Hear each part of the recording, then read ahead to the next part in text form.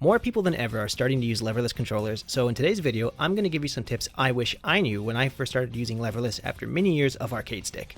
Now in this video, I'm using a hitbox ultra controller with neutral SOCD settings, but don't worry because everything in this video can be done with any leverless controller out there. Our first tip is to stop pushing individual directions for quarter circle forward motions and to start using the jump SOCD input method.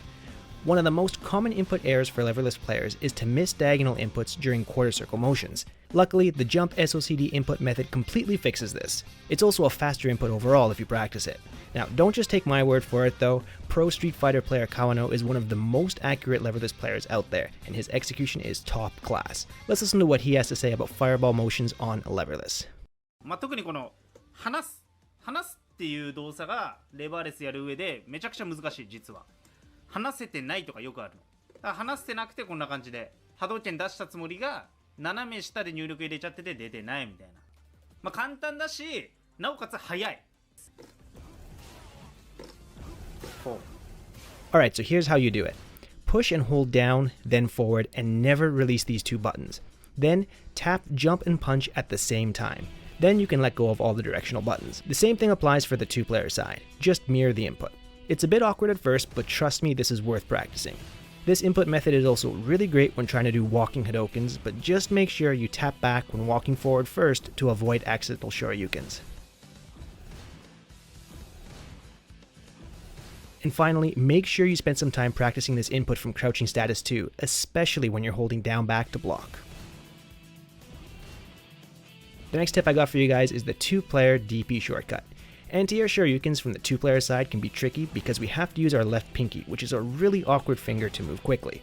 Now, if you hate using your pinky for anti-air Shoryukens, try this shortcut.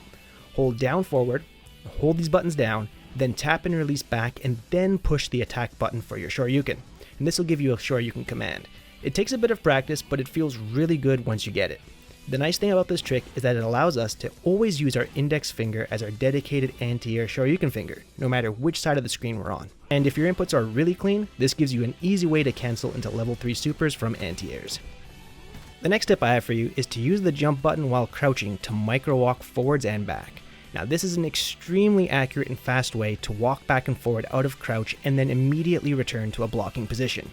All you have to do is hold down back or down forward, then tap and release the jump button. Now, how is this useful? Well, it allows us to quickly adjust our spacing and then block right away. This is especially useful in tick throw situations where we want to walk back to avoid the grab and protect our toes from delayed low attacks. Record the dummy doing dash, jab, and then immediate throw, and practice tapping the jump button while holding block low after the jab. Make sure you hold the jump button for just a little tiny bit and then let go, and you should be able to avoid the throw. Here's one more camera angle just in case you missed it. The next tip is for characters that have quarter circle forward specials into double quarter circle back level 3 super cancels. It can be really tricky to input a quarter circle forward and then quickly go to 2 quarter circle backs for the super cancel. In these cases, we can use this special input shortcut. Input quarter circle forward for the special and then immediately push back and hold it, and then input another quarter circle forward as fast as you can. If done quickly enough, this will give you a double quarter circle back input in the game engine. Now you have to do this fast after the special, but trust me, if you're quick, it works. And we can also use a similar input for command normals with back inputs, like Chun-Li and Ryu's back hard punch. Chun-Li's back hard punch into Serenity Stance cancel gives a lot of people trouble. Try this. Push back hard punch and hold back. Then push down all 3 of your main directional buttons, and then release your index finger and middle finger in that order. This will give you a quarter circle back motion without having to go back to neutral. Essentially, we're negative edging this input. Now the next tip isn't execution related, but more controller related. When buying a controller, I wish I knew how important it is to choose a controller with low button caps and beveled sides, especially if you use a command grab character. Controllers with high button caps or thick edges make it very difficult to do slide inputs, and slides are super important for 360 command grab characters.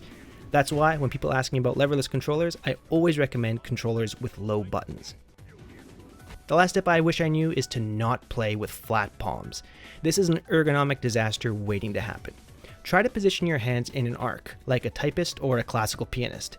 Then When walking back and forth, try to use more of a wrist motion rather than smashing on the buttons with your fingers. This will keep your hands and wrists happy and healthy for years to come. Hand and wrist injuries like tendonitis and carpal tunnel syndrome are no joke and can take a very long time to recover from.